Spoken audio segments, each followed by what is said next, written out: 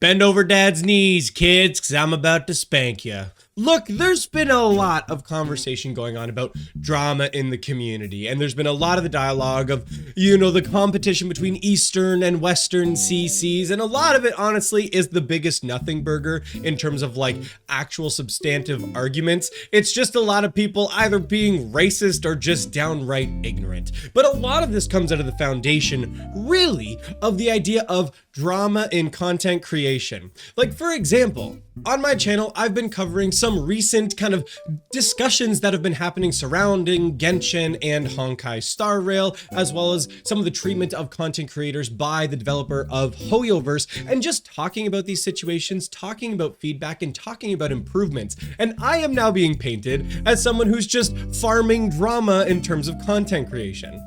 And we need to start having a real dialogue around what is the difference between providing real actionable feedback on something and what's actually stirring drama. Now, I want to give credit where credit is due, and so I want to give a little bit of a shout out to Ethan here, who he had this video, Let's Talk About Drama, which was a little bit of an inspiration for me in wanting to talk about this. I'm someone who's played gacha games for a long time now. I started even before Genshin Impact with games like Epic 7 and before moving into some other Hoyoverse titles, and I've played quite a few since then, including, Guardian Tales, Exos Heroes, Girls Frontline 2, there's a ton. And I've been able to kind of see and watch how the overall gacha community interacts with these different titles and IPs.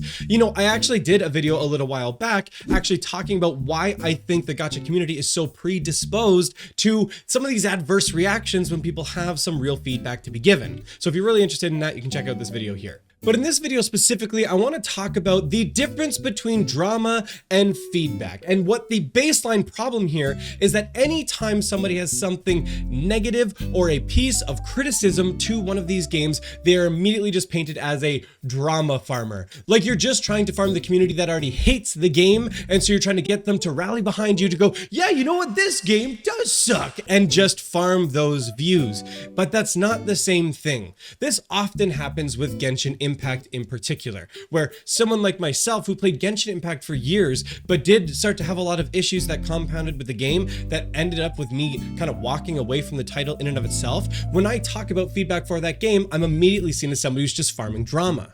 For example, drawing attention to a predatory gacha banner is being seen as being ungrateful, or that I'm just trying to hate on the game. No, I'm just trying to point out some really predatory monetization in the game and how it's even more problematic than other gacha titles, which, let's be clear, are still predatory in and of themselves. So when you're able to look at the most predatory of the predatory, we should be putting a spotlight on that. For those who don't know, I'm talking about the Sidali and Malvika banner that came out in 5.3, putting an Archon and 2 new limited characters on at the same time, making it basically impossible to get both unless you've been saving like crazy and it costs extra money, whatever. That's the context to that.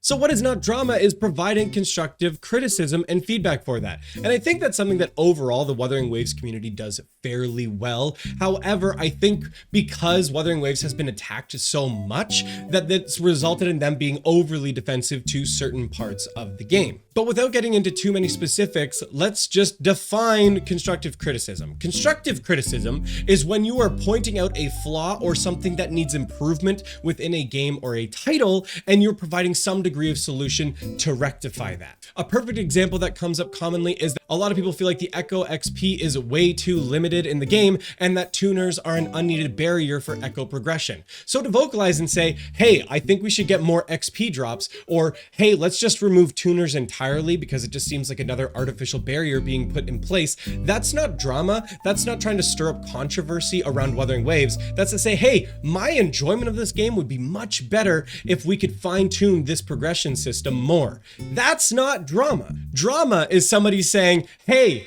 all content creators of that demographic suck. Western CCs suck, and arbitrarily deciding to say so. That is farming drama. When you're just starting to attack a particular person or group of people for petty and unsubstantiated reasons. I'm not going to rehash the whole dialogue between Giteo and Tectone. There's a whole freaking 4-hour VOD you can go back and watch to see their discussion about trying to talk about the differences between Eastern and Western CCs, talking about the content on Bilibili versus YouTube, which is more common for Western CCs, and about how, Bilibili is objectively better. I'm not trying to disparage any Bilibili creators, but that's a perfect example of drama farming. You're going in there and just shitting on an entire group of content creators, primarily those of us on Twitch and YouTube, and saying that our content sucks in comparison to this other platform, without providing any real practical reasons for doing so. That is objectively and demonstrably drama, especially when you start looking at the fallout and the amount of commentary that's come about since then. It's only served to create a divide between kind of the two groups of content creators. It hasn't served to be anything productive or constructive surrounding the games. Like, if you're just shitting on a group of content creators' content, how is that any kind of degree of constructive? I've been saying, oh, everyone just focuses on yapping and bitching about people. Everyone's just farming drama all the time. Yeah, because Eastern CCs have never done that before. I think that's been demonstrably spelled out with the recent videos from Tectone and Gotchasmack. My whole point there is that that is an example of drama farming. That is not constructive feedback. That is not productive. So now that we can kind of see the difference between drama and constructive feedback and constructive criticism, let's talk about how we should be responding to it. I know there's a lot of people that have a sunk cost fallacy when it comes to the game that they play, and they don't want to see the game that they love, that they may have spent hundreds of dollars into, all of a sudden everybody turn on and it becomes a dead game. First and foremost, I think the wrong mindset to go into that is when you've spent money on a gacha game, you've already lost the money and it already is irrelevant. So I think you need to detach yourself emotionally a little bit from that. Two, just because somebody has a piece of feedback for the game doesn't mean they hate the game or they want to see the game fail.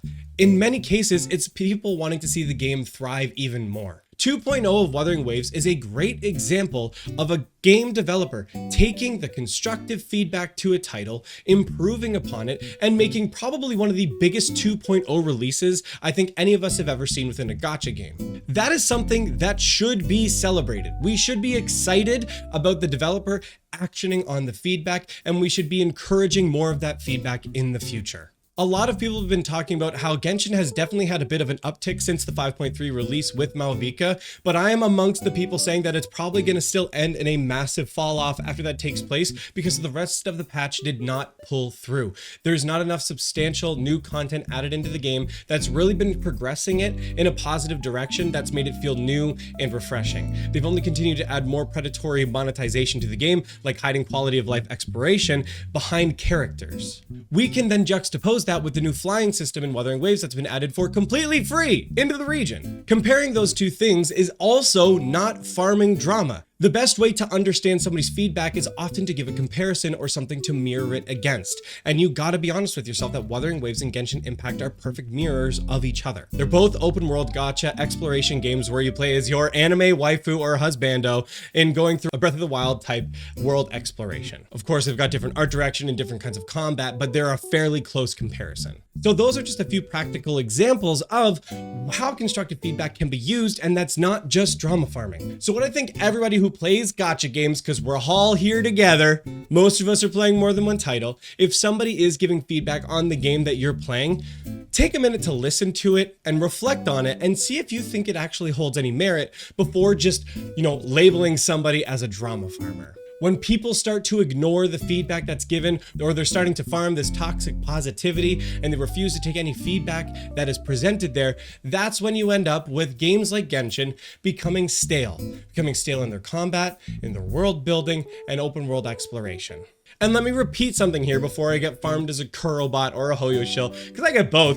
It's pretty fun, which is hilarious because I play Zenless Zone Zero and Honkai Star Rail, and I enjoy both of those games very much, so whatever, that's just a side. I think players of all stripes for all games, Wuthering Waves included, need to be more open and continue to be open to the feedback given to their games, because you're not going to get the product you want to see or see the game progress in the direction that you want to if you're not giving that feedback.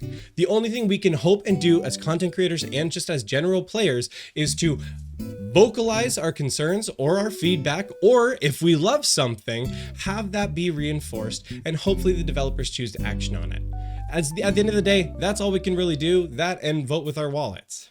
So let's just honestly take a step back and not just label everything as drama when a lot of it is just commentary and wanting to see improvement. Also, again, I reinforce this often, I'm not a pearl clutcher. So if somebody's farming or making jokes or doing something like that, that's not the same thing as toxic positivity or again, just being a drama farmer. Sometimes you're just farming jokes for the sake of farming jokes. And because sometimes, let's be real, it's funny. Sometimes it's okay to laugh at yourself a little bit. Like, bros, we play gacha games. How are we gonna morally grandstand about anything when we play these games? Anyway, that's just what I wanted to say. I just wanted to throw my 2 cents in. Not everything's drama. If you made it this far in the video, thank you so much for watching. Appreciate you. Appreciate your time. Make sure to drop a like and subscribe. We'll see you next time.